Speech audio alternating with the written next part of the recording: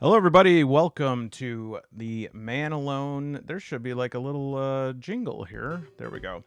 Welcome to the Man Alone SEAL Team Waffle Alpha members only video. I can't imagine that this video would get into the hands of non members. I just don't see how it would happen. Today, we have a very special video, in fact, because this is the second time that this video has been made. That's the quality that we expect here at Man Alone Studios. And that guest who is going to make the specialer, welcome from Wasteland Story Podcast, PJ Sack. Hello, this is going to be twice as good now that it's the second time. Yeah, That's how that works, right?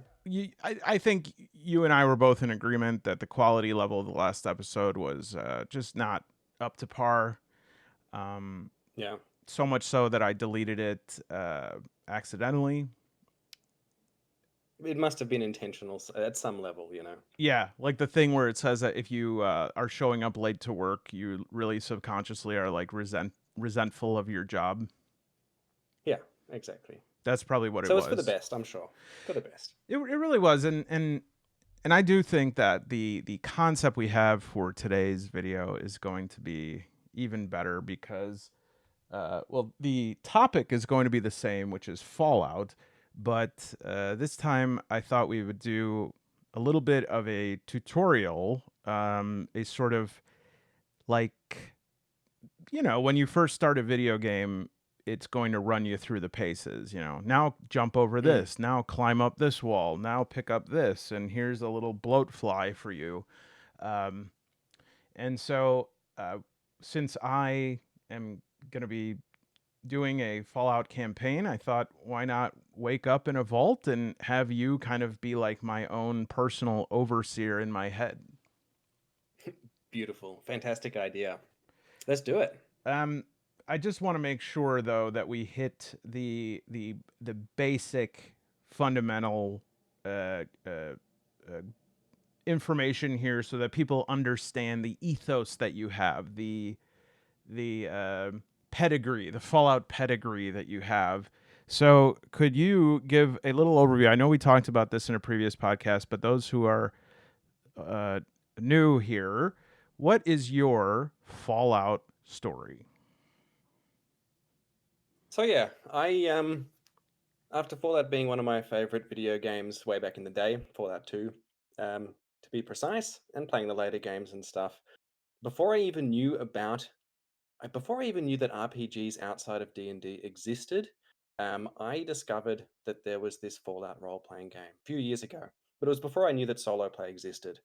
And I looked at it and I thought, man, I really would love to play Fallout on the tabletop, but there's no way I'm going to get a group together to do that. I think it was still like latent COVID lockdown sort of time as well. Mm. But anyway, I managed to get a copy of the book here in Germany, and it came, and it was then that I discovered that solo RPG was a possibility, but I knew nothing about it other than Fallout and Mythic. And so, without knowing how to play solo, I just put my phone on the table on the voice memo, hit voice record, and just started playing this sandbox campaign. I had Mm. nothing but an opening scene in mind and a character, with no idea for what the plot was going to be. In fact, the very loose idea I had for the plot was the first question I asked Mythic in the first 10 minutes, and Mythic said no. And spiraled off into this, like, so far, 30 hours worth of sessions of playing quite a substantial, continuous story arc, just with my ramblings on the voice memo. And I then went back later, that was like nearly a year ago. I then went back later and started writing in dialogue and description and voiceover stuff in between the scenes that were happening in the tabletop audio, and made accidentally a sort of audio drama, Mm-hmm. like actual play cross audio drama thing, which was not my original intention, but now I'm really glad that I've done it and it's a heap of fun. Well, not only is it a heap of That's the fun, Wasteland story. it's very well done. I'm going to adjust my camera here a little bit. It's very well done, and I mean, I don't I don't want to flatter you too much. I mean, I don't want to upset Please, the please power don't. balance here. I want to remain firmly in control of this ride, but We already had that talk, yeah, I you know, in the green I room. needed to say it for a fourth time, okay, to make it clear. So, uh I really do um think this is an outstanding solo play podcast. And I've heard other solo play podcasts, and it is just the right balance of actual play, meta dialogue, and then sort of what we maybe want to call like set scenes. So you'll usually have Mm, an intro that will set the stage. That would be more highly produced. And then you'll kind of um, get into play, and then occasionally you'll step out of that and then talk about, you know, you'll go back and forth between like player and player character.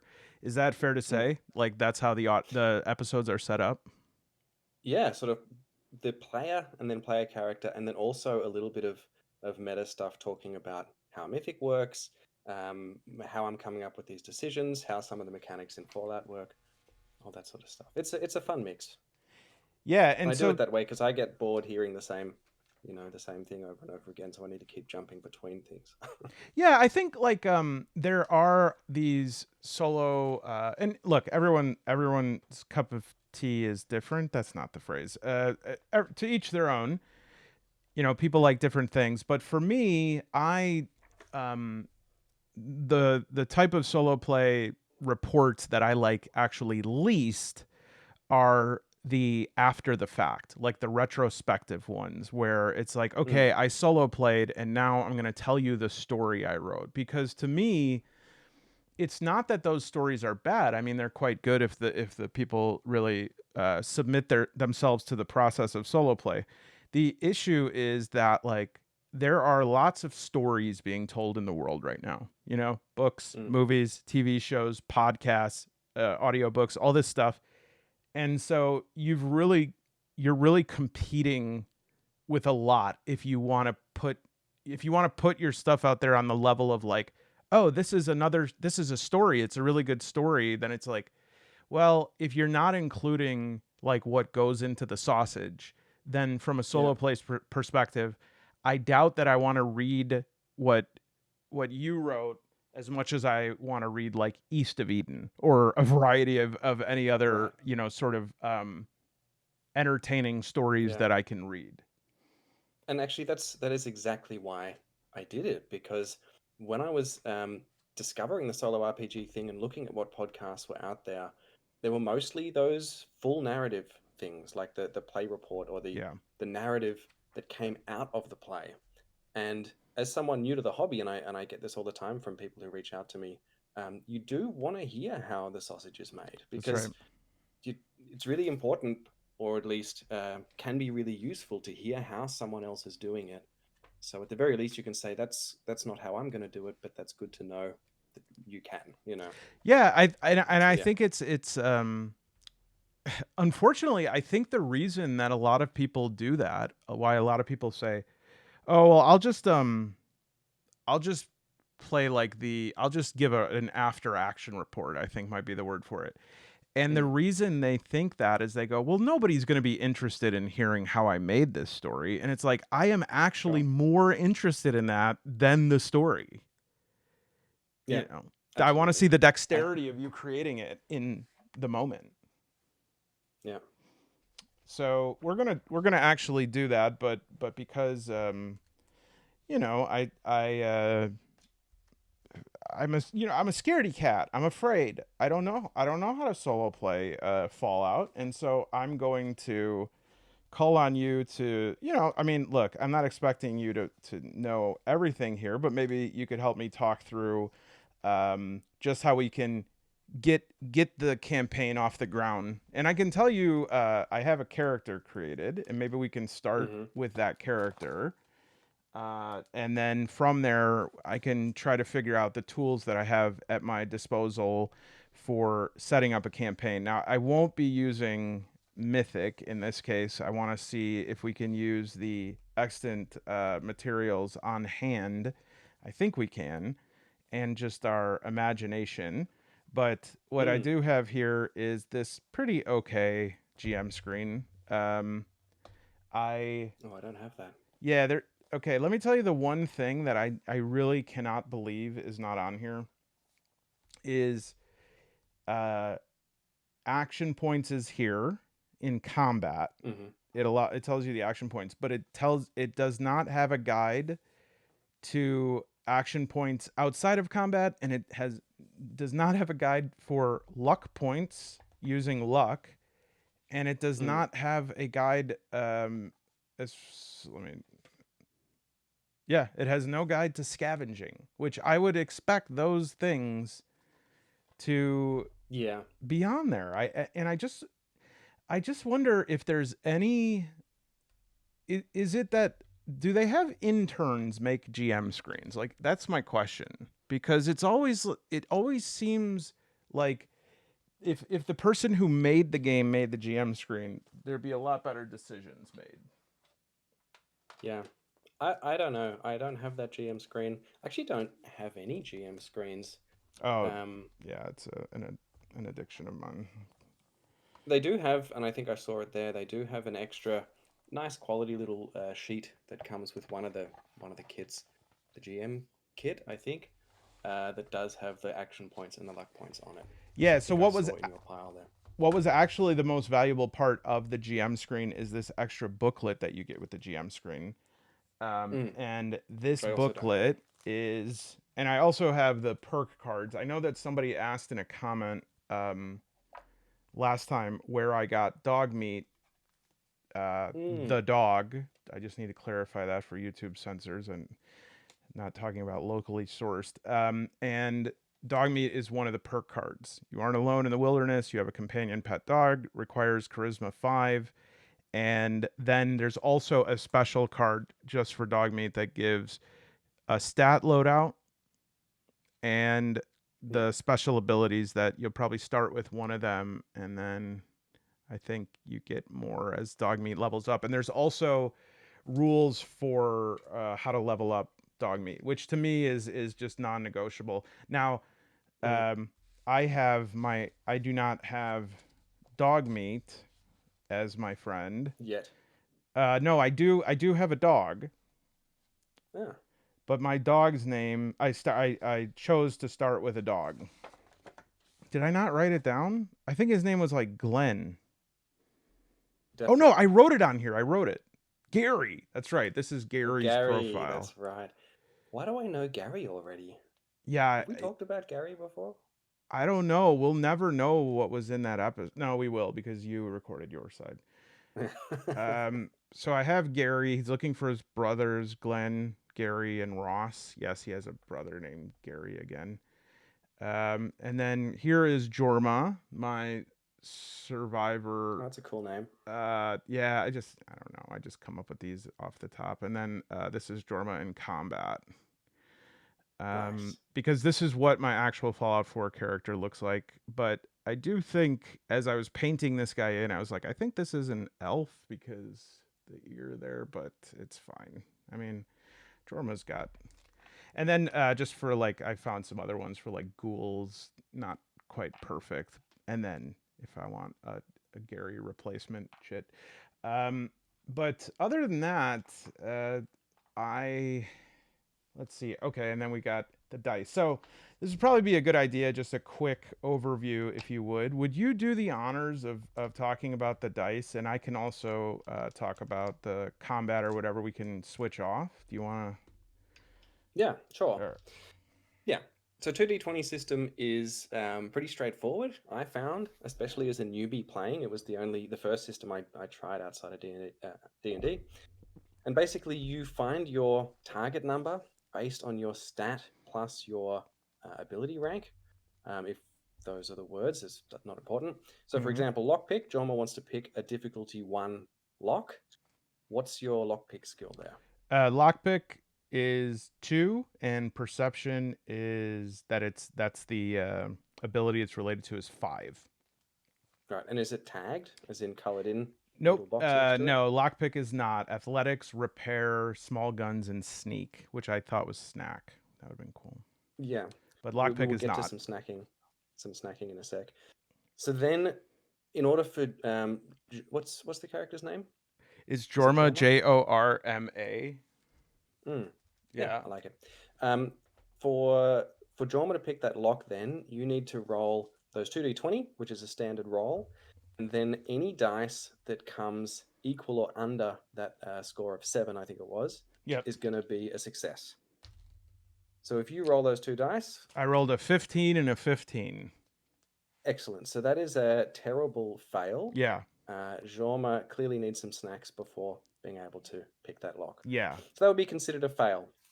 If you wanted to really make sure that you got that lock, before you make that roll, you could actually buy an additional d20 to roll to improve your chances. And you do that by spending action points. Oh, okay. So You've this built up is some action points. yeah. I want to. What do you think would be a good see because I have these little chips from Wasteland Warfare. I'm trying to figure Oh, out yeah. what would be. These look like he is sick or dead. These ones, and then I have these are caps. I want to use caps. This Mm. is a flippable token. These ones say ×1 ×2. These are ammo crates and radioactive. These are aiming. I don't think any of these are good for I use the blue caps for action points. the blue caps. Mm. That's actually a great idea because they signify 5 on here, but Oh, okay. I think that I could if I think it's fine. I'm going to use the blue caps. I think, and this is a bit of a side track, I guess, I never bothered using the caps for currency because Oh. when you're playing solo, like I do like having physical currency and stuff, but for the caps, I think you very quickly have way too many for it to make sense to have a big stack of them next to you. I'm not sure. So I just use the caps for action points then. Do you Anyway, have these like where do you source your caps? where do I source my caps? I also got Wasteland Warfare before I knew about uh, the 2d20 system because there is a kind of a weird half-assed role-playing element to Wasteland Warfare as well. But that's a story for another time. Yeah, and then there's also that other one now which is what factions Factions, which yeah, I think exactly. is more of like a one and done board game type experience. Yeah, Anyways, I'm going to use exactly. these cuz I don't do you use these ones for anything? No, All right, you have my I'm permission gonna to use them. use these. I'm gonna use these ones for action points and these for luck. Cool. All right. So what do I have? I So have. How do I know how many action points I start with? let's just say that I mean, you get them throughout the course of play. It's sort of a meta currency Right. that goes up and down. So let's say you have a couple. You have 2. Okay. So you can spend one before making the roll in order to buy yourself an extra d20.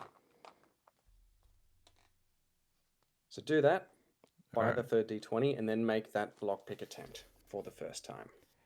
All right. So this is never before seen on video. A lockpick attempt. I have to say these things to like make people think this video is really special. Okay, I got two 15s again. Nice. I got two 15s again, and now an 18 as well. Was that better? That's not better. Oh, okay. It's not technically worse, but Jorma really can't get into the locked fridge with the snacks in it. Yeah, it's kind of like that big like freeze gun at the beginning of the game when you're going through Vault Mm, 111 and you're like, "Damn, I want that gun." And it's like, "No, it's advanced." okay. How about let's sort of turn this into the. I mean, I don't know if you had an opening scene in mind, but Well, let's just sort of keep going with this. yeah, I'm thinking that probably the best opening scene would be one that a lot of people are familiar with, which is my survivor has woken up in a vault. I inexplicably put 95 on the back here, so Hmm. we'll do vault 95. He's woken up with Gary, and they're the only ones in the vault. Does that sound like a fine opening scene here? Sure. Yeah. Let's go with it. All right. Um, and so I would say that um, let's see. Do I have a post-apocalyptic? let me get my Oracle card boot.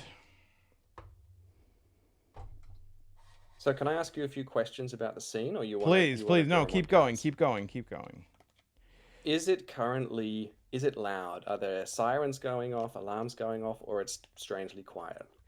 Um, I would say that it is eerily quiet.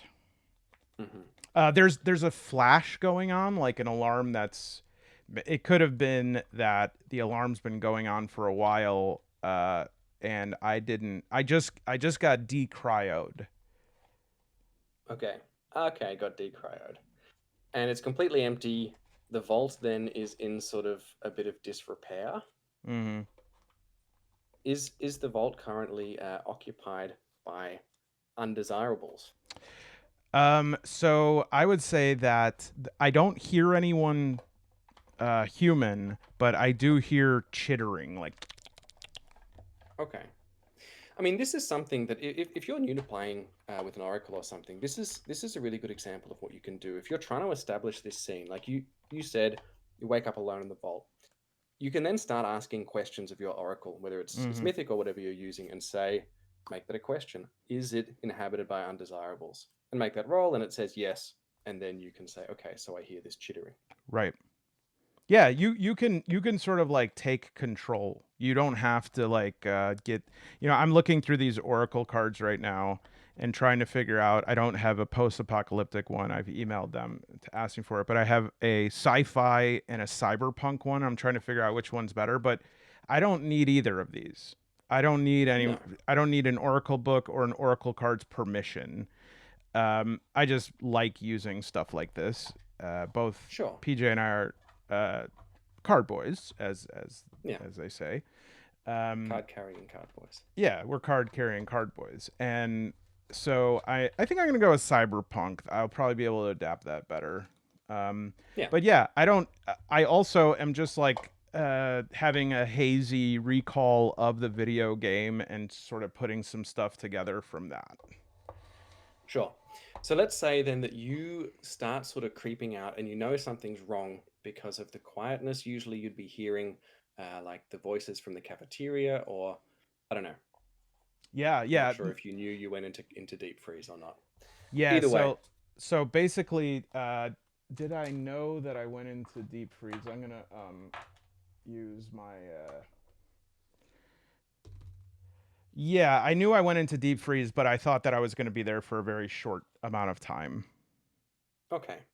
And so straight away you sort of realize that maybe this isn't that short amount of a time because things look a bit rusted maybe. Mhm. The state of the vault around you is certainly worse for wear and something that would probably take could even be a couple of 100 years to get into that sort of state.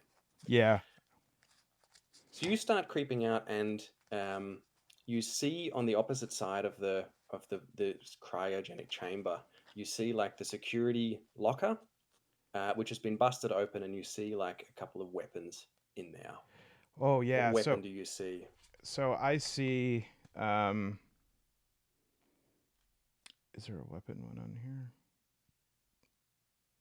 Oh, you would I think mean, there'd even be just a descriptor, an Oracle descriptor, and we can come up Yeah, with yeah, what that yeah. weapon is. Let's do that instead. So it just said here, we'll use this one. So a an arcane weapon, the hiss of escaping gas. Okay, what could like a gas powered weapon be? Maybe that would be like a raider's sort of gun or something that they raided the place and they must have Hmm. found weapons that were so much better that they threw like a bolt pistol to the ground and were like, Okay, screw this, I'm gonna take this high tech weaponry here. right. So they took the high tech hissing one, which is like the syringer from Fallout Oh 4. yeah. Yeah. So they someone's out there with a syringer, and they dropped like some crappy pistol. Some what are they called? I Not think bolt they're pistol. called. I might be mixing games here, but I think they're called bolt pistols, right? Yeah, could be. Um, I'm so you also see that, and you. hold on a second. I gotta show you one thing. I'm gonna pause. Okay, so I have a a listing of the weapons if we want to look up the bolt pistol or whatever it's called. Pipe pistol, I think. Pipe pistol, that's what it is. I think bolt pistol is Necromunda. yeah, I was gonna say well. Actually, I was playing Dark Tide earlier today, and I bought the Dark Tide like minis set. I finally gave in. So not a fat man, not a rocket launcher. That's like the stuff they found. That's the kind of only stuff that would make you actually throw a weapon on the ground, right? Yeah. Definitely not a Brotherhood of Steel weapon, but instead a Brotherhood of the Real. Um, Weapons. By the way, are you familiar with what Fallout is called in German? Um, that's a good. I think it's just Fallout das Rollenspiel, Oh, the role play. das Fallenspiel? Rollen, Spiel. Rollenspiel. Rollenspiel. All right, weapons. And So while you look through that, something mhm. nice about this book is it gives you. I mean, it's not necessarily laid out the best for being able to find things quickly, but it does give heaps of flavor. Like for every weapon, it has a little paragraph and often a picture and talks about usually some funny angle of where that weapon comes from. So I think Good we fun. should probably take the bolt thing as a happy accident and give myself a pipe bolt action. Great. And that Is that a is going to be rifle? 5 damage, piercing 1, close range. How is the fire rate 0? What is the fire Probably rate? it. Well, we'll figure it out. Fire rate, yeah. Fire rate means you can basically spend extra bullets up to the fire rate in order to do more damage. So Okay. fire rate 0 means it just you do a single shot. This bolt action, you then need to reload it every time. Oh, right. This one is like that big stupid revolver, but it also has the sort of like harness you'd or not the thing you'd put on your shoulder. It's such Oh a yeah. bad looking gun. Okay. That's great. That's great. So we'll Cool. we'll say that what is that? Pipe bolt action is a small gun, and the target number for that. Now, Yeah. that's something that I like is that we're going to figure that in advance, right? So that I can just Mm, when I want to use it, I can use it, right? Because we would do exactly. small guns plus agility, and that's also tagged. So what would that mean? Excellent. So you're gonna write that down there. What the weapon is. Pipe You're bolt gonna figure out action. the target number, which is the rank of the skill, which is whatever small guns is plus whatever stat is associated with, in this case, agility. 2 plus 7. So that would be Okay, 9. right. So your target number is 9. Because it's tagged, though, and that comes from the old video games. I don't know if they do tag stuff in the new video Not that games. I I would assume know so. of. And what that means in this case is that if you roll under the rank number, so in this case 2, if you roll a 2 or an under, a 2 or under, that dice counts as 2 successes on the single dice. That's So it right. basically increases the crit range. Usually just a 1 would be a crit, and the dice have the little Voltex symbol on the 1 Mhm. to show that that's worth 2 successes. The tag skill basically means that you're increasing that crit range. But that's not just for weapons either, right? That's like anything. That's anything. Anything Mhm. that associates is associated to that skill. Okay. So if lockpicking was tagged, for example, and you rolled a 2 and you needed 2 successes, you could get them both on that one dice. All right. So it says also that this weapon is unreliable. Yeah. Unreliable is good fun because the opposite of a crit then is a crit fail, right? Or in Yeah. this case, called a Right. complication. When you roll a 20, a natural 20, that's a complication and it means something bad happens. Let me There are guess. This has specific. a wider crit fail range. Exactly. So your crit range then is 19 and 20 if it's 19, unreliable. 20. I actually like that.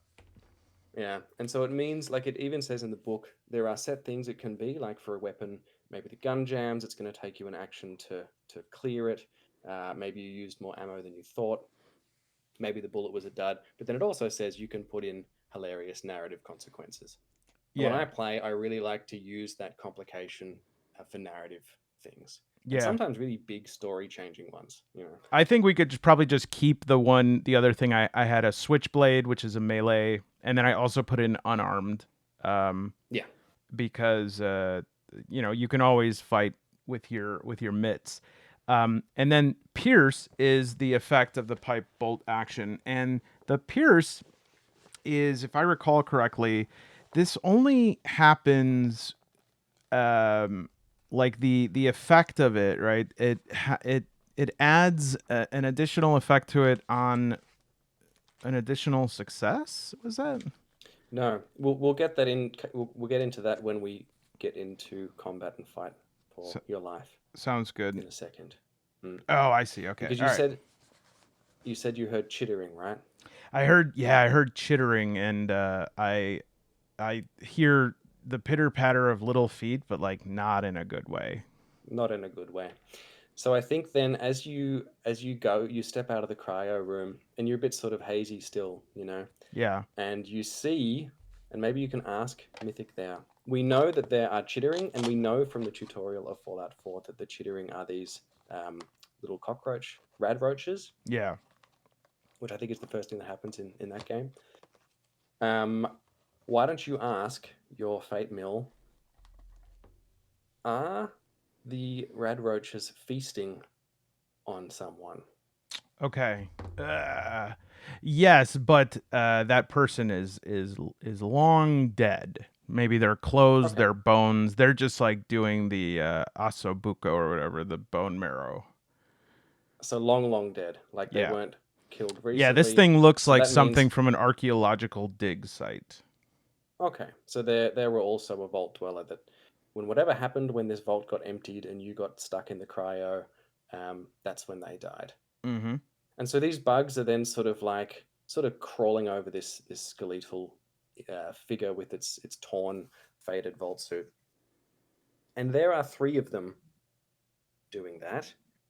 And you can see a clear shot to get out of that room to the next room. Mm-hmm. And so you're going to try and sneak past them. And Great. so we can test doing something with a tag skill. Great. So we'll do sneak is agility, and so sneak is tagged 2 plus Mhm. agility of 7, so that's 9. And Exactly. what's another option? Do I have to? Can I only buy an action thing, an additional die in advance, or is there other things I could do with my action points So to there help are me? other things you can do with your action points. In terms of buying dice, you buy it before the roll. So Mm-hmm. you can buy one additional die for one action point. You can buy an additional die for a further two. Right, and it So goes for up. three action points, Yeah. yeah. So one, three, five, basically. Okay. There are perks and things that let you re-roll stuff or minor actions. If you're aiming with a weapon, for example, it says you can re-roll one of your dice. So there are things that you can do. But in this Yeah. case, for a So straight roll, really quick, I have what are Vault your Kid, perks? which removes difficulty of all endurance tests to resist effects of disease, da da da. And then Action Boy. When you spend action points to take an additional major action in combat, you do not suffer the increased skill test difficulty. So that neither of those apply right now. So, No, but that reminds me of a rule that I've always forgotten, which is it gets more difficult when you buy more dice. right. Yeah, it's compounding, right? You have to add Yeah. one. Okay. So I'm gonna try to save my action point, and I'm just gonna roll straight Mhm. up. I have pretty good chance here, right? I have a 9. Mhm. And can we say that it's one success? Yeah, difficulty one to sneak past them. They're just radroaches. 5 and 8. Okay. So do Now, go ahead. since both of those are underneath the target number, you've actually got one more success than you need. One of those successes means you successfully sneak past. The other one gives you an action point back. All right. So, and this introduces kind of a fun little element of this meta currency, which I really really enjoy, which is it encourages you to spend the action points actually, Yeah. because by giving yourself that extra chance of succeeding, you often can get yourself the action point back straight away, Mhm. you know? So even if it is not too difficult, you can spend that action point and then you have a decent chance of getting more back. Yeah, So it's there's a good. fun Yeah. little to and fro This is system. this is something I tell people about slot machines. I say Mm. if you're losing in a casino and you have to keep playing and eventually you'll get your money back. You'll eventually win. That's how these things work. Right, because the casino doesn't want you to lose. No, They want you no, no. to feel good. They're most of them are just charities. Uh Pretty much. Satire, I oppose gambling. Okay, Yeah. so unless it's for action points. Yes. Now don't forget, I've got Gary with me, and Got Gary. he's faithful. Hmm. Is he loyal enough not to go and chew on a radroach though, while you're trying to sneak past? Well, let's see Is he that here. well trained? Um, he He's never seen is this before. yeah. So I think he has a mind of 4, Hmm. and so I think that probably would be the check here to see if he is of sound enough mind to understand that we're trying to sneak and not start any Well, it's trouble. more. I don't know. It's more about training, right? So you think He's it's probably a body? very. No, I just mean I think he's a well trained dog, because they probably go through all that training stuff. And I think rules as written, I think they will basically do what you say. Um, However, I do like to add a bit of that. I mean, realism for want of a better term. So you could check if he does follow you No, or if he is I in. don't want to do that. I was trying to create a tutorial moment here. It's like Okay, good, combat. But we could do that elsewhere. Maybe 3 rad roaches might be tough anyways. sure. So then, I mean, let's say for fun, let's ask your fate thing. Mhm. Does dog meat freak out and attack one of these things because it just looks too juicy? Yeah, that's a good point. He's been cryo frozen with me. Yeah. And if not, we'll run into another one in the next room. Yes, he is able to avoid it, but he's starting to salivate. So I don't know how much longer he's going to be able to like remember his training. Okay. So then you walk along this corridor. You manage to get past the chittering. Um, do you close the door behind you? Hint, hint. Oh yeah, I definitely want to close the door behind me, Okay. And and then in the next room. I also want to just give a layout for a room here. So if this was the cryo room here, this is I'm thinking we pass by the bugs right here. Oh, And, what deck's that? this is the delve deck, and I want it. well, I'm gonna I'm gonna get it. I'm gonna get you a treat. So just think about what you want since we're having to re-record this entire episode. Okay. But I will say that even perhaps more powerful than the Delve deck, but this is a little bit too specific. Um, are these that I always forget the name of? But let's keep it simple. Okay. So the Delve deck, I'm going to go to the left, and I am going Mhm. to close the door. Okay. And in true tutorial fashion, you have just been taught how to crouch by pressing in the thumbstick to sneak past the too many bugs. Now you walk into this room, the door closes behind you, and there's one of these cockroaches standing, looking right at you, chittering. Okay, and then this is the room here. So I close the door, I come through here, and I go, Hmm. oh crap. Yeah, exactly. And the dog, George, Gary. Gary starts to growl, and then we have combat. Okay, do you use theater of the mind or do you use a grid? I use theater of the mind. Okay, that's great. I think that's a good idea. Yeah, and it's quite useful in this. The way that range works is split up into zones, so it's not based on a Mm, grid anyway. And it basically means, and I know other games do this as well, but things about you're either in the same zone as something, 2 zones away, 3 zones away, that kind of thing, and they're pretty loose. Like it might yeah. be from here up until, um, you know, the end of the car park is one zone. Up high on that level overlooking it is another zone, that kind of thing. And it works really well for Theatre of the Mind, but you can also do it on a grid, and they do have some map products that you can use. Yeah. Wasteland Locales, and there's a Vault one, and they're really nice, pretty. They look like the old Fallout 2 maps, and you can use them, which I haven't done but want to. So we see this chittering bug. What is it? A Yeah, radroach? Not a blood Radroach. bug. Yeah, Yeah. Okay. And so the combat music, and then we can combat actually music comes on. look up this chap in the sort of bestiary of the book just to get a nice. So this is what the bug looks like here. No. Yeah, Let's see here. It's just like an institute scientist. Okay, synths. Here we go. Not blood bug. and just while you're looking for that, with initiative, don't quote me, and in fact, don't quote me on any of these rules.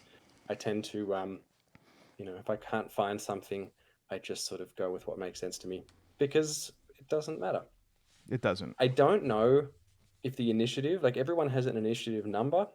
I don't know if it is just highest initiative goes first. I have seen some people talk about rolling that many damage die and seeing how many successes you get, but that's more die than I own, more dice than I own. So Yeah. we'll just go with the Okay. higher So I number. have like this simple rule sheet here, and we can. I think initiative is. It has range and action points and assistance and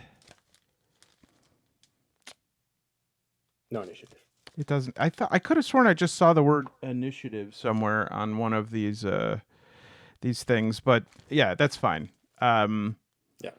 How do you I do mean, we it? can. I just go with whatever the number is. Whatever. So All right, so I'm based on your gonna. agility, there's a number on your character sheet that says what your initiative is. Yeah. So my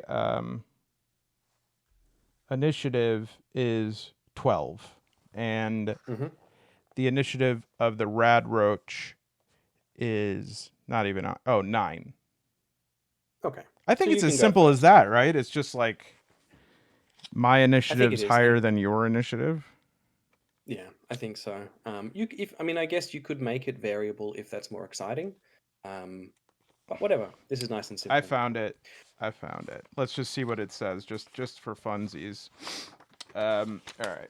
And also, I like in this book that it has like these along the top here, so you know what section you're on. Yeah. So it says when combat begins, the player who initiated the combat takes a turn immediately. Once this is done, the GM ranks the combatants in order of their initiative stat from highest to lowest. So I think, don't you think the rad roach gets a shot at me? It's possible. It depends. Maybe you can just do a classic perception check, and just see if you saw it before it saw you. Like, were you turning around as the door closed and didn't see it yet? That Yeah, kind of thing. but the other thing here is that dog meat has keen senses. One or more of Mm. Gary's senses are especially keen. They can attempt to detect creatures, which characters normally cannot, and they reduce the difficulty of all perception tests by 1 Okay. to a minimum of 0. So Excellent. I could say that we'll do just to roll some dice. We'll do one. This is important. Like, this is a useful thing here too. We can show, because let's say the difficulty of perceiving that there is a massive bloody cockroach 2 meters away from you is 1, right? Because Mhm. maybe you're a bit fuzzy still from the cryo. The Yeah, and I door's just closing like closed behind the you. door and turned around. I'm thinking, yeah. You close the door, turn around. Because dog meat reduces your difficulty, it actually makes it a difficulty 0, Yeah, that's fair. and That's fair. that means that you can actually choose to not roll and just say you got it, or you can roll anyway. Yeah, And if you roll anyway, you can earn yourself some action points on any successes, which is great. but But if you roll a also, 20, yeah, you risk the complication. So let's do that.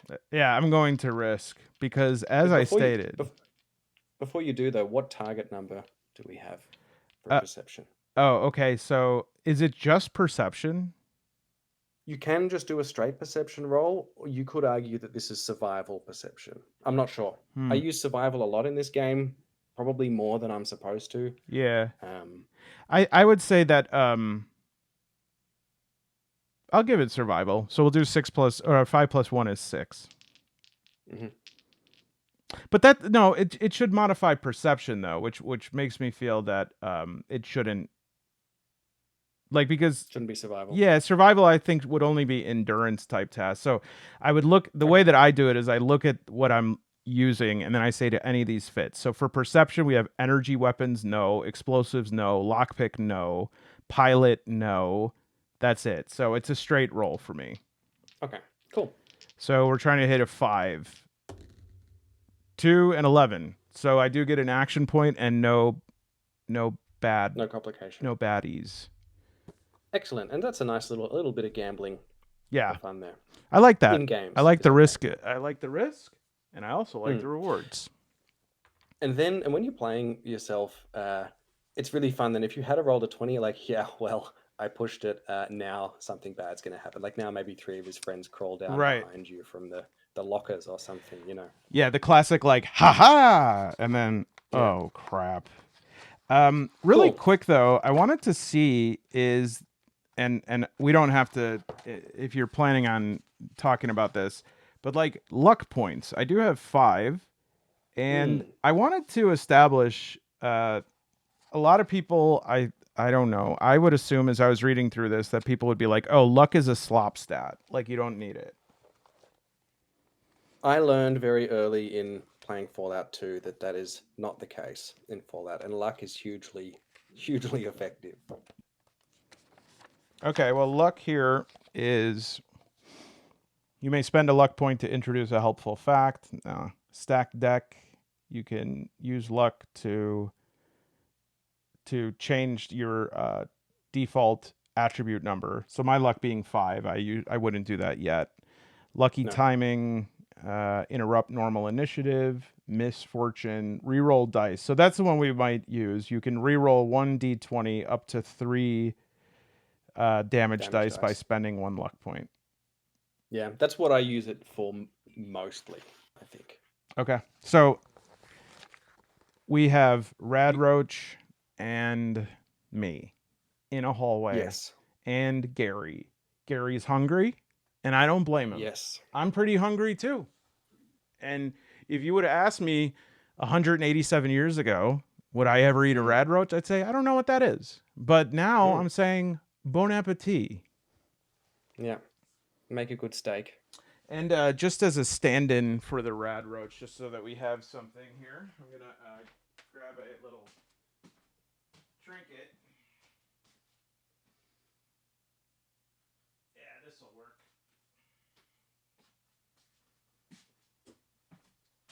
I have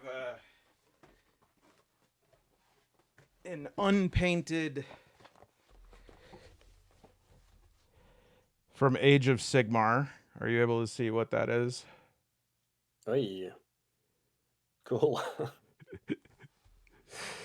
Um, Pretty huge. I'll say what it is. I don't want to attract any Gabe's Workshop advising, but it's a rat who is Mm. very, very evil. So there's a Radroach.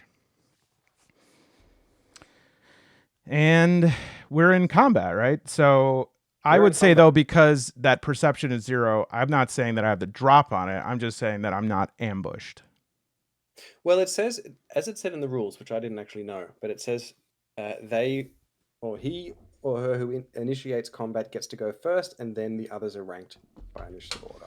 All right, so So you're I initiating the could take a combat. swing. You can take a swing, you can take a shot, you can throw a dog at it. I want to take a I want The to I think that I've got this gun in my hand and I am like, you know, I'm at a very high level of vigilance here. And so mm, I think I shut the door and I just pull the trigger. okay, so you're not thinking too much, you're not aiming, No. you're just taking a shot. And it's a bit of a, I mean, you're just seeing a horrifying cockroach that is 1,000 times its regular size. That'll throw a man off. Any man, even the strongest among us. Yeah. So take a shot. Look at your target number for your weapon. So yeah, and this is great. I mean, you got to update it when you like increase a stat or anything, but I like that it's prefigured here. And so my pipe bolt action is going to have a target number of 9. Hmm. And So roll your 2d20. You can buy an extra die if you want. um I might spend a luck point to re-roll, but I'll just Okay. keep my action points. So I'm going for a 9, a 5 and a 15, so I have 1 success. Excellent. Now you need to look at the radroach and what their defense is, which Yeah. tells you the difficulty. I hope everyone's taking notes. This is Yeah. a premium intro. Hmm. A premium The intro Rad with the Roach, caveat that, their defense is 2. oh, really? No, Yeah. that's the radroach defense too. I guess they're hard to hit because they're small. Yeah, so yeah, that's right. Defense takes both of that into account. So now I'll pay a luck point to re-roll. Hmm. Just one. Worse, I'll pay more luck points. Can I do that again? Yeah, I believe you can. I think that If you want to throw good money after bad. yep, that's the point. You gotta keep going. So it says you may spend 1 or more luck points to re-roll dice in a dice pool you roll. You may re-roll 1d20, spending 1 luck point, and you can spend multiple luck points on a roll. Each die may only be re-rolled once. You cannot re-roll a die that is so I can re-roll the Okay. other. But here's the thing, I wouldn't want to re-roll this die because it's already a success. Yeah, unless it's the skill is tagged. I mean, you could do it on a crit. So if you rolled a 1 or under the tag, Oh, you could do small that. guns is tagged. Small guns is tagged. What rank 2 is it? Yeah, it's 2 rank 2 and it's a tag. Okay, so you can spend a luck for a 10% chance to get it. Oh, you're saying I have to roll a 1 or 2. Yeah. But then I also have the chance here of rolling a 10, thereby losing even this success. Which doesn't Correct. matter, right? But 0 or it 1 doesn't success. matter at this Yeah. point. All Yeah. right, I'm going to do it. Why not? Yeah. All right, listen to me. Listen to me. You know how expensive you are. You son of a Ugh! I've got to start the dice pep talk. That's not something I I'm just rolled a known for. 3.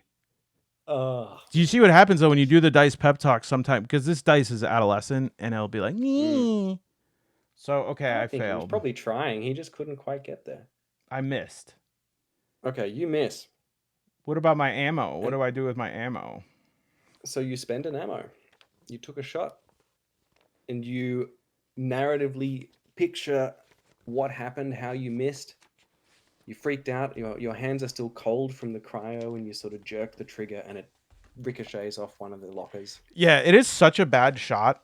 Like it's so Mm. over the radroach's head. The radroach even stops for a second, not even understanding like what a gun is, but knows enough to be like, it turns around and is like, what the? Hmm. And then it's like, okay, I'm going to. So wait, but you say I spend an ammo. Do you do like ammo counting or do you abstract it?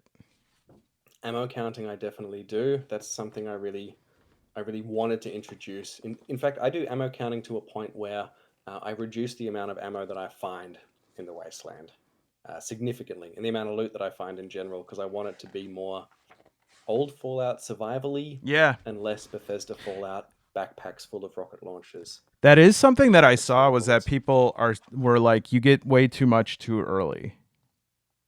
Yeah, and that is, I mean, that is, I get it why they do it. That is more true to the video game, right? More true to Fallout 4, where I think in the first hour you've killed a Deathclaw with a minigun and Yeah, stocking up on rocket launchers. So that's such an I intense just made that, combat. Ugh.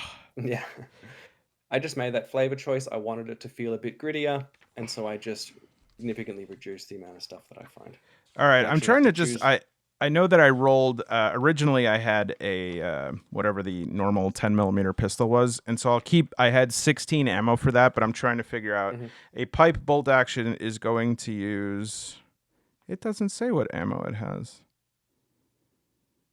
ammo, ammunition. How do you figure out what ammo it has? Don't know. Hold on. Oh, I'll look at. Okay, the pipe. It's a 308, and Okay. oh, cool. And then on each of these listings, you see all the mods and upgrades you can do. Mm, Oh, I yeah. love Fallout. Don't you love Yeah. Fallout? I really love Fallout. Oh, wait. Let's just stop for a second here. Think Mm, about like, I don't get it. Why are more people not playing this game? I don't know.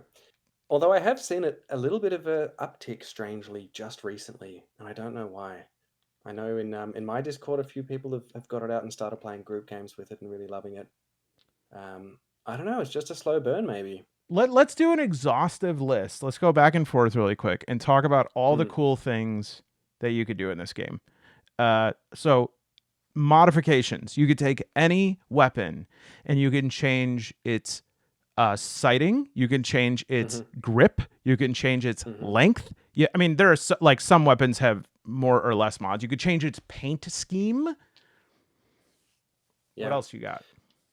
I mean, and like that's actually really, I really like that. I love that bit. I'm sitting there and I made when I made my character that she was she learned how to tinker and stuff from her dad as a kid. So I knew going in that I wanted to engage with this crafting system. Yeah, And you we know talked my about this. my You character, go. I got the oh my god, look at the option on this one right here. The top option is the skittering of chitinous claws. Um, Well, there you the go. the thing here it says roiling oily smoke like you could eat a horse. And so I will say that the one thing that my father taught me was when I was 8, he taught me how to hold and smoke a cigarette. Yeah, Yeah. yeah. He So, was one of the tunnel snakes. yeah. But what else? Really quick. So modding, scavenging. Yeah. What else is cool? Combat, Well, obviously. we talked about this at length on the long lost Rest in forbidden peace. episode Yeah. a few days ago. But the crafting system has been pretty greatly expanded in some of the supplements. I believe it's the Wanderer's Guide, where the way crafting works in the base game is that every piece of junk and material is just broken down into common, uncommon, and rare. Mm-hmm. And so if you want to do a mod, say you want to increase the fire rate of your um, bolt action gun. Mm-hmm. Somehow, I don't know how guns work. That might be like 3 common materials and 1 uncommon material. Whereas if you use the rules from the Wanderer's Guidebook, you're actually, when you're searching through a house or a ruin or something like that, you're finding a bowling ball and a pair of glasses and a picture frame. And so each of those things are listed in the book as to what components they break down to. So you might get some glass from the picture frame, a little bit of wood, and some plastic from the bowling ball. And then, Mm-hmm. although you could craft that mod, say you need to, I don't know, change the way the bolt works so that you can get 2 bullets in there, you can just say, okay, I've got the 2 common items and the 1 uncommon, I do the mod. That's fine if you want it simplified. However, you could also say, like, picture in your mind, what do I have to do to this gun in order to make this mod work? And think, I'm going to need glass, I'm going to need plastic, um, and actually work out what you're doing. And I find that really fun. Yeah, I think it's cool like that it has the option. This is I think one of the ways that you can successfully change a or translate a video game into a tabletop game is there are certain things in a video game that are only possible when you have like a very strong logic engine, of a hard drive that's figuring out all of these things. And then there are some things that you can sort of abstract and de-abstract. Now, with in Fallout, the ability to like get junk and the ability to scavenge is a huge fun point for me. Mm, Just yeah, picking up, you know, desktop fans and the empty cans and cigarette packs and ashtrays and just empty bottles and stuff, and then converting that into meaningful weapon mods or grenades or healing potions or yeah. things to put around your settlement. Yeah, I mean, settlement building is a whole other feature which I haven't even touched, but you can look at too. Settlement building and reputation between settlements, See, all now that stuff pulled from the video games. that's something that we tried to do, and I think I probably got myself in a little bit over my head, was try to do No, like a stronghold, Stronghold, was it? yeah, for Forbidden Lands, and just not knowing like how cooperative or collaborative it should be, and then also Mm, not there are a lot of things that came up that I'm the sort of person that's like, yeah, we'll just do that, that's great, well, just why not? And then all these things come up, all these questions that I'm like, gee, I don't know, I mean, because expanding a project to 20 people working on it at the same time is very different. But I almost think that like the Fallout, just the cognitive frame of Fallout, lends itself really well to a shared settlement, because you can literally have people playing their own solo games and just coming to a settlement, and it doesn't even matter if they build six like cow pens, because it's like, okay, mm. that's fine, that doesn't bother me. It's not like you're tearing my stuff down or anything. Can I share with you a world first exclusive idea Yes. that I had literally yesterday and am going to implement today? And now that I've said that, I have to do it. Whoa. But one of my patrons in the Discord also just started playing a group game, and he was asking about a settlement. He said, "I've got a game on the weekend. I want to create a settlement. Do you have any advice?" So I gave him a bit of advice. Okay, this is what I do, whatever. And he came back to me yesterday and he said, "So I've got this settlement. It's called Overpass City, and it's this sort of size. It has this kind of economy. It has whatever." And sort of gave a description of it. And so what I thought, what a fantastic idea. And he also said it is, somewhere just outside of Las Vegas. Oh. And because I'm using a big paper map for the West Coast, because that's where my campaign's set, where I'm drawing on this big actual pre-war map, um, I said, "Hey, why don't you tell me exactly where it is, and I'm going to mark that settlement on my map. And if I ever get there, I now have an outline for what this settlement is." Oh, I And so love that. why don't we make a channel in the Discord where when you make settlements in your own game, like you don't need to think of it as a big shared activity or anything, but we're often making settlements and towns and villages, right? Through our various games that we're playing. When you make a town, just drop it in the settlement channel, and we have maybe fantasy, we have post-apocalyptic, whatever it is, and you just basically put in your notes of how you created that settlement, and then other people can incorporate it into their story however they see fit. And I think that's a really fun idea. That's absolutely fantastic. I was thinking of just like how much, even though I was using these sort of chintzy cardboard things from the Wasteland Warfare, I was just like, my goodness, how awesome would it be to like build out a big settlement of different houses, and um like I just think that I am rarely interested in doing something like that for most games, Mm, but with Fallout, it just seems so low, like, commitment. And I know that that's not a good, it's not necessarily like always a good thing in a game, but I think that there is something in the game that I sometimes wish is that it goes a little further with things, like mm, with tracking things. But in tabletop play, I don't have the mental bandwidth to track all of those things, and so it actually ports over really well. And then also, just in general, just sharing the imagined worlds that we have to, especially in solo play, because it's so like easy to just enter into somebody else's space that they've created, and you literally yeah, don't have this huge footprint. You bring in 5 people in a D&D campaign, and yeah, I know that this is what I'm about to say is sort of absurd because you could just hand wave, but it's like, there if 5 people come into a village in a 5e campaign, there's going to be something huge that changes in the landscape of that town. yeah, Whereas a solo player, I might just pass through and stay there for the night and go shopping or yeah. something like that. And the beautiful thing is, you don't even need to leave any fingerprints on the other person's settlement. Like it's basically it's almost just like a pre-written settlement start Right. that you can just go in. Maybe they can put in some notable NPCs like you'd find in a published adventure or an adventure of some sort, and say, yeah, the mayor is this, and they have an issue with radroaches, and you can just use that as a starting point. I think it's cool. The And we've talked about this before, Man Alone, but the community in solo play is quite astounding and counterintuitive. Yeah. Well, I think that there is a sort of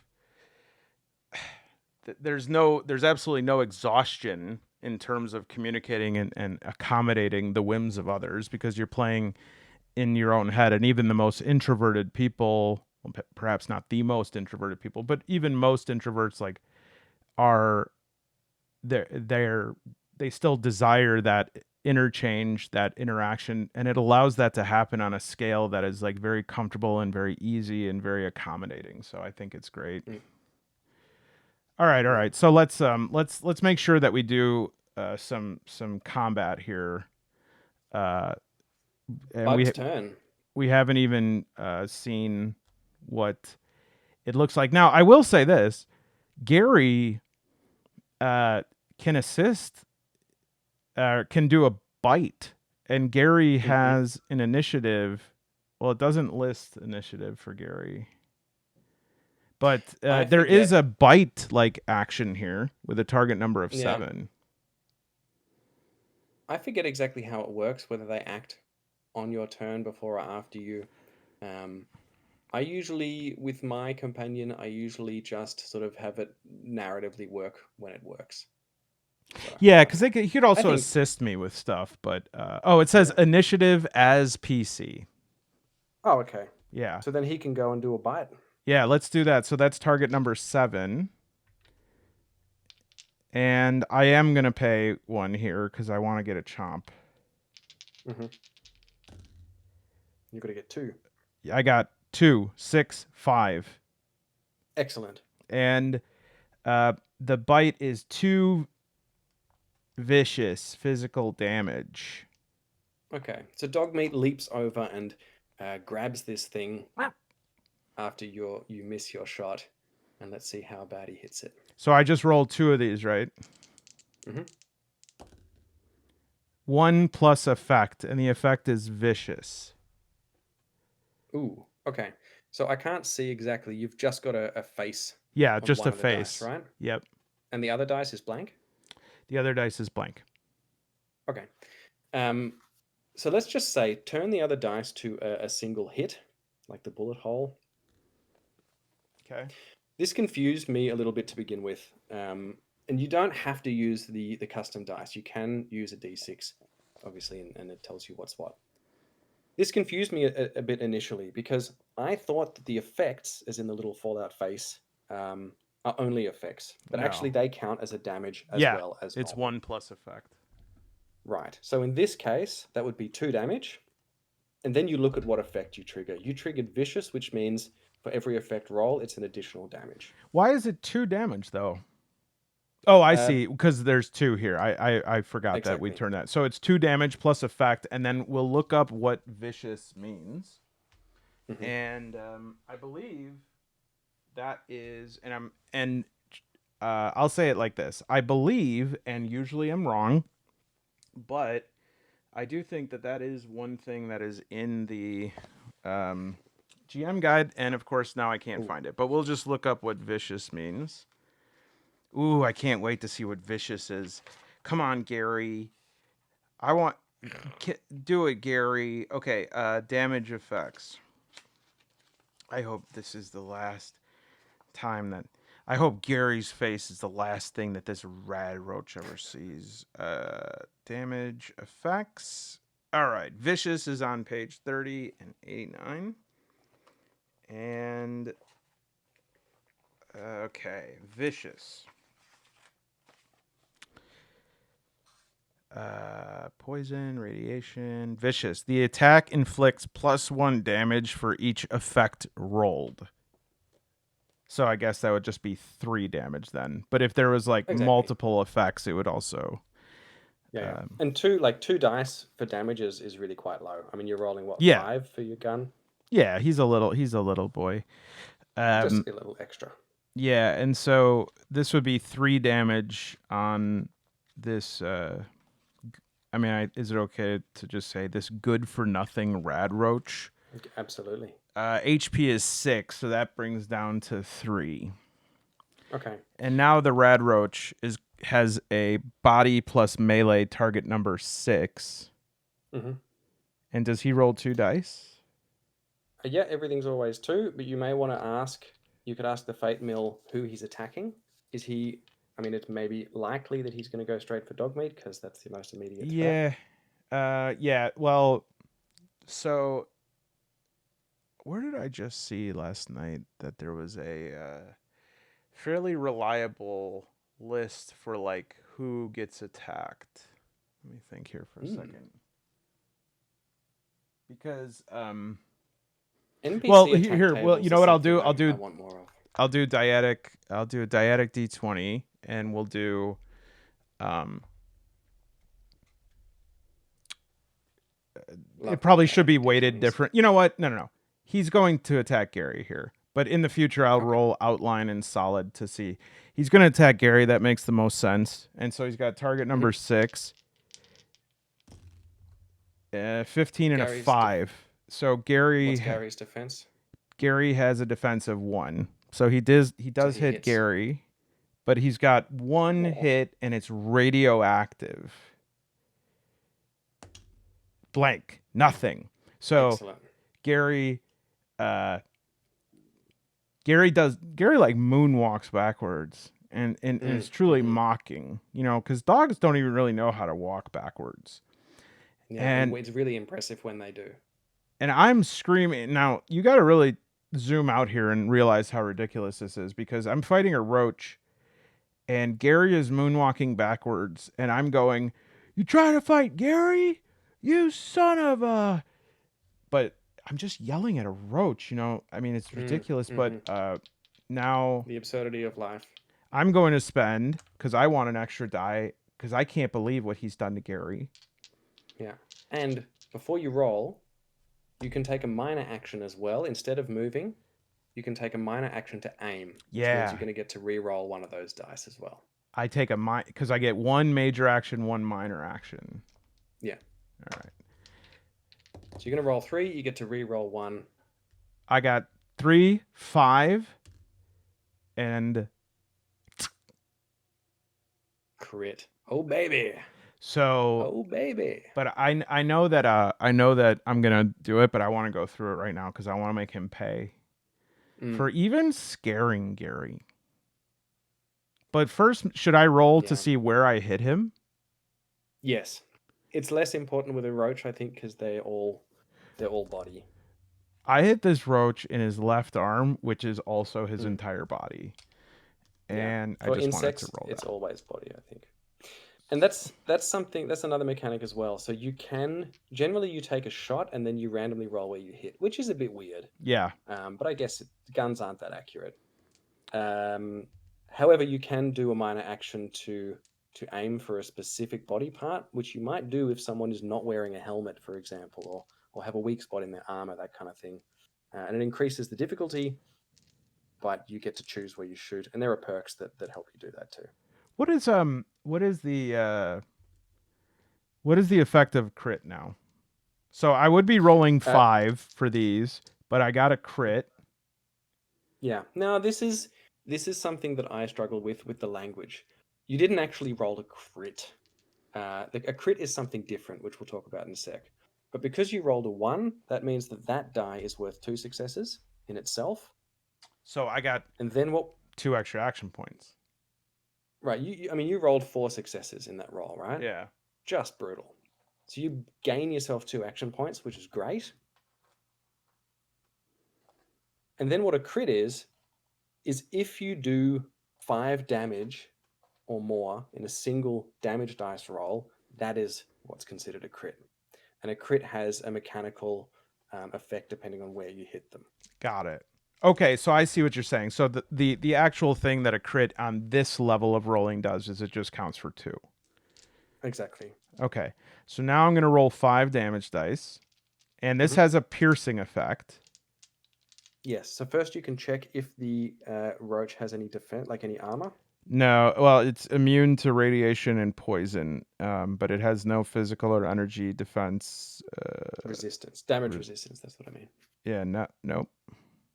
Okay. So piercing is useless at this point. It would basically, for every piercing you rolled, it would ignore that much armor. Okay. So piercing 1 will ignore 1 armor point for every you roll. One of the worst rolls ever. Okay, but happily you can use luck to reroll up to 3 damage dice. I'm using luck. Just excuse me for one moment. I buy an extra set of dice, and this is what you do to me while I'm on camera? Are you trying to embarrass me? Is that what you're trying to do? Do what I bought you to do. I'm so sorry. I'm gonna. Here we go. I don't even know, but uh, I think I gotta re-roll this one because I don't know if it was the real. All right, 4 plus an effect, which is with 3 HP left. Suffice to say, I blew this radroach up. You exploded. Now the Well question done. though is what do I get? So you'll get experience. Another contentious issue, and another, actually we didn't talk about it on the lost episode, but it's another house rule that I made. It's, I don't know what a rad roach is, like 17 XP or something. It's 10. 10. Um, they've made it intentionally, I think, in Fallout 2D20 that leveling happens all the time, Yeah. constantly leveling up. Like it's really, really quick and easy to do. Um, rules as written, like people often ask, okay, do we divide the XP between the number of players or this kind of thing? I think rules as written, everyone gets all the XP, and it means you could level up twice in a session. Mm-hmm. You know, I wanted it to be slower. I wanted to play a game for years, and I wanted to level up slowly and make it feel meaningful. So what I did was I take full XP generally, but then when I hit the threshold to level up, I reset my XP to 0, and then it's harder to get to the next one. So Does this that make is sense? yeah, I might even like batch some of my level up so I don't have to keep adding. It depends what situation I'm in. I think I would do it Mm. like in video games where it's like you have a level point available to use when you're ready. Oh yeah, Yeah, I mean that's how it goes I in like that too. Fallout. But look, Yeah, this yeah. this Red Roach actually had some special abilities. It's little. Mm. The Radroach is smaller than most characters. The Radroach's normal HP is reduced to body plus half level rounded up, but its defense is increased by 1. Further, it is slain by any hit that inflicts injury. So why would they give you an Okay, HP and then oh, is it because there's some that are bigger and some that are littler? sure. I mean, it's also, you if you're a GM making these things, Yeah. you might want to make a really scary one. I don't know. Okay, and then sneaky. A Radroach has a target number of 10 for sneak tests and rolls plus 1d20 for sneak attacks. But I like this that you can choose to butcher it with an endurance plus survival test with a difficulty of 0. This yields 1 portion of radroach meat, so that I can get an action point off that.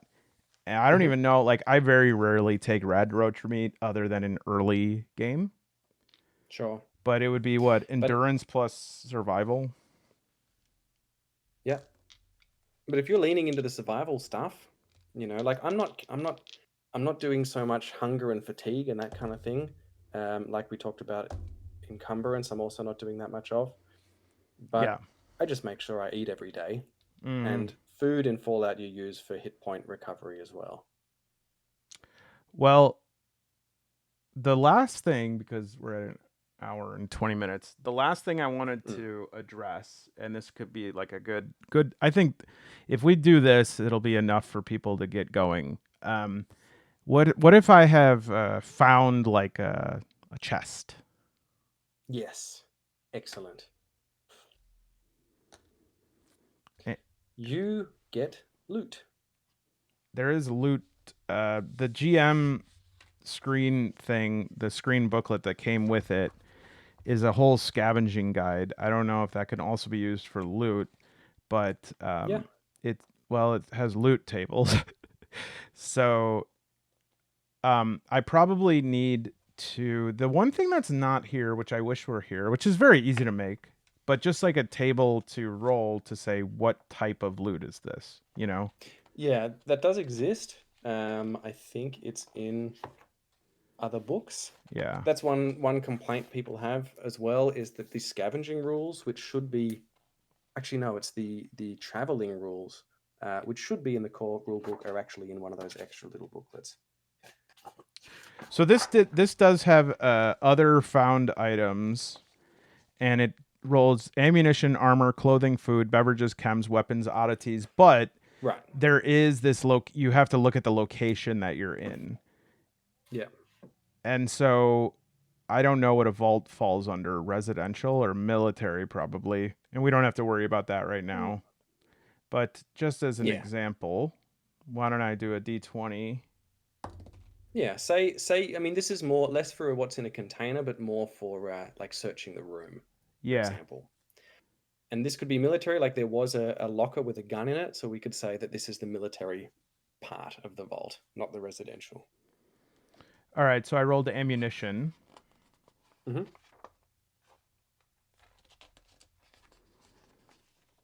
And now I would go to the ammunition table. Hmm. And let's hope it's a 308, which if it's anything like the game, it will absolutely not be the 308. Or actually, because it's Indeed. a bolt, it'll always be the 308. This is a 2d20 roll. 20 and 11, 31 is 44 Magnum ammo with. And then Oh, you may, based on what your luck score is, I believe that you can look that many number of entries above and below what you rolled. yeah. There, I think I would have a railway spike. Nah, nothing Yeah. good. I could spend all my luck and get a mini nuke. But let's do. It says roll 4+2 ammunition, and so this will be good to just explain when you're just using these as numbers. It'll say Mm. like roll 4+2. So I have 1, 2, 3, 0, 0. So 3+2, it means I got 5 44 Magnum bullets. Yeah. Whereas if it was this, that counts as a 1. There's no Exactly. like effect when you're just Exactly. rolling It it just as counts as the one. numbers. Yeah. Yeah, so Okay. that's it. Scavenging, hunting, crafting, modding, settlements. It really does feel like Fallout. Yeah, I think that the just the reaction that I got from the first video, people are interested in playing. What did you buy in terms of like to get yourself started? Did you start with a PDF? Did you have the physical book? What did you do? So I got the core book, like what you've got there, and I also got, I think it's called the GM Toolkit, which is different from the GM Yeah. screen. Mm-hmm. And that may be an issue in branding, but it also gave me a separate book, a little booklet that looks like yours. It has the same picture on the cover, but I think it has different contents. Yeah, it's called the Game Master's Toolkit. So I got that. That came with some dice, like one set of dice. It came with some caps and some extra rules for travel. And it also puts all of the tables into one book. So in this one booklet, then I have all of the loot tables, small guns, mods, armor, all that kind of thing, food. Well, this is like honestly such a great opportunity, and it's a shame. Um, well, it's not a shame. We really should. I think collaborative solo play is not a tautology. It is like exactly this. Um, Having people who have some level of knowledge, because for me, especially if you're like the type of learner I am, I have to have like a didactic dyadic interchange where I can like ask questions, because I will, if a question comes up and I don't know the answer to it, I get in my head and say, oh, I need to find the answer to this before I move on. I can't move on without Mm, this. And so not only does that person provide the resource of like having that person answer questions, but even if they can't answer the questions, they have the wisdom to say, just move on. We'll look that up later. That's not No. important. Because otherwise, that's the thing I think in solo play, when you're stuck inside your own head, you think, is this important? Do I need to know this? Do I need to memorize this? Is this going to come up over and over again? And sometimes it's good to be like, shut up. Stop. Yeah. If you're like, sometimes I'm quite happy flicking through a book for a while Mm-hmm. with some Fallout ambient music on the background, looking for a rule. But the question as always is, are you having fun right now? And if not, if you can't find it and it's annoying you, then just pick something, move on. Well, I am having fun right now, and I am not annoyed, but I have to keep enough memory in my computer to add the Fallout Enhanced Texture Pack. So I think that this Mm. episode, unless I want to delete this one again, which I'm going to make Let's 3 see if you can backups manage. of it. And so if I do accidentally delete this one, you will know, because I will be gone. You will never hear from me Yeah, again, because I will just be so ashamed of myself. Okay. bold. Yeah, I think so. It's very It bold was a to good ghost one. people rather than face you. Yeah. That was awesome. Actually, I will forever mourn the episode we lost, but indispensable. PJ, why don't you tell people again about where they can find a podcast? Both of your podcasts. I was about to say a podcast story, Wasteland A Story podcast Podcast, and story Solo Role wasteland. Players. You can just search for A Wasteland Story wherever you do the podcast thing, or the Solo Role Players podcast. Wasteland Story is awaiting an exciting announcement at some stage soon, where I'm actually working on another project involving playing Fallout in the same world alongside the same story as my current one. You have to hang out and follow and listen and see when that's going to be announced. Probably when I've done a lot more work behind the scenes. Other than that, you can Mhm. go to, if you want to get in touch with me directly, you can email a wastelandstorypodcast@gmail.com, which is how our friendship began, actually, when Mhm. you reached out and you sent me an email after I released my first episode, not knowing if it was any good, saying, "Hey man, this is great, keep going." And I did. So, everyone, if you're a fan of A Wasteland Story, you have, in part, Man Alone to thank also. Yeah, yeah, and also if you make stuff and try to get my attention about it, I might never respond to you. And it's not personal, Mm, I just forget. But if you make something and hope that I just will randomly sabotage you with like an email. yeah, It's one of the best things about me, my reckless communication. So that's what I tell everyone. you have done a great service to me, and so I got to get a delve deck to you in Germany. So Germany. let's let's look online and see where we can get. I think there's like a newer one of these, and also they have these different cards with encounter types, themes, traps, etc. So they're really nice. So delve deck, if you're watching this, I can be Just for bought. bonus content, Maniline, for those still here after the credits. What's your favorite dungeony deck? D- uh, Dungeon generation deck? Is okay, it a well, delve I deck? was actually going to pull that out earlier, but I yeah, this is like the after credit scene. So like if you're not interested, this is sort of like, you know, office hours, I guess. Mm. Um but I had to get my little Tupperware because I look at these cards all the time and just I don't know why who's to say why like we are drawn to one thing over Mm. another. Who knows? But for whatever reason, and of course they're not in there. Hold on, I'm gonna pause the video just to.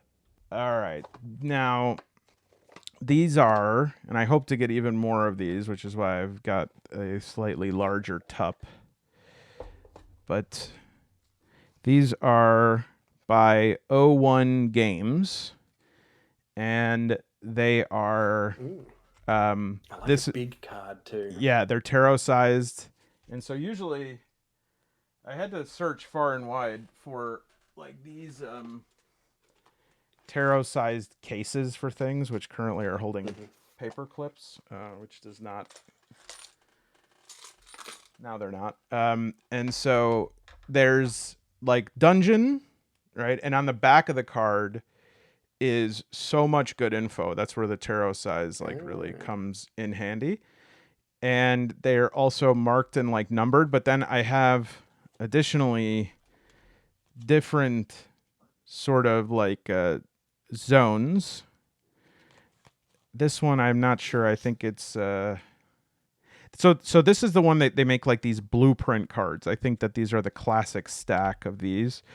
And then sometimes these are outdoors, and each of them ooh, is like a theme. So this one is the Yeti attack, and it will bring nice. you through. And it has traps. It has like things that you find, and then it has these codes on the top of them, which indicate like everything that happens there. So that one has like the enemy one, and so you know that there's going to be an enemy in that area. So yeah, I love these. They're from O1 Games. They're called Permission Granted for Personal Use. No, that can't be the name. I could be. Yeah, no. So they're. I'll link below. But yeah, what about? Do you have any dungeon decks whatsoever? I don't. I'm in the cursed situation where apparently getting cards into the EU is like more expensive than getting cocaine into the EU, Why is this and so I can't difficult? I manage like. What is it? to What get is? anything printed here. I I'm don't. looking at like 65 euros for a single deck Come of on. like So if like I dungeon sent that, cards. even if I sent it, I would get like that as an import tax. I have no idea. I don't know how it works. Um, Well, Worth looking into, but yeah, I have actually I did back something recently on Kickstarter that someone recommended, which is your usual thing, different themed decks for dungeons and encounters and mm, stuff. And I'm hoping that they are perfect. I'm hoping that because they're kickstarted, it's a bigger project and they handle some of those taxes and things, and that I never need another one. And I realize as I say that I probably have to give you my card boy card, well, I'm gonna. or I need to come You're to the on. States. Yeah, you're on probation. Okay, here we go. When we do solo role players con in the States, and I'm there for it, we'll collect all of the cheap American decks and I'll bring them back in my suitcase. Oh yeah, we're gonna have a like a card area that's just card exchange. Hmm. Yeah. And it'll just like as you walk by there, it'll be people going like this. Well, what about this card? It's like, well, you think that's Hmm. cool? What about this card? It's like, oh, you think that's Did you see cool? this card? But these are my birthday tarot that I got from Carmilla from the Man Alone SEAL Team Waffle Alpha Discord, and so it's hard to beat homemade. Well, featuring the art of Jason Glover here. It's hard to beat. That's beautiful. It is gorgeous. Um, PJ, even for office hours, we've the Fallout texture packs. They I've really got to keep space for them, and I like it's not a you thing. It's me. So Yeah, sure. thank I you know. for coming on. I guess I have to go on to your podcast again at some point. Man, that makes it sound like a Yeah, drag. It's but yeah. make sure you check out a Wasteland Story podcast. And I guess if you're interested too, you can join that Patreon. Look how look at what is magnanimous I am recommending the membership of others Patreons. But thank you for coming along and serving as my personal overseer. And thank you everybody for tuning in. Members only though. Nobody else can see Thanks for this. having me. You're very welcome. Heap of fun. Bye Cheers. everyone. Cheers. Bye.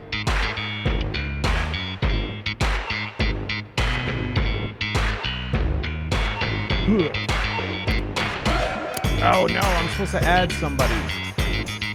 Well, I'm gonna add next month. I'm gonna add you. Person I said I was gonna add, I'm gonna add you.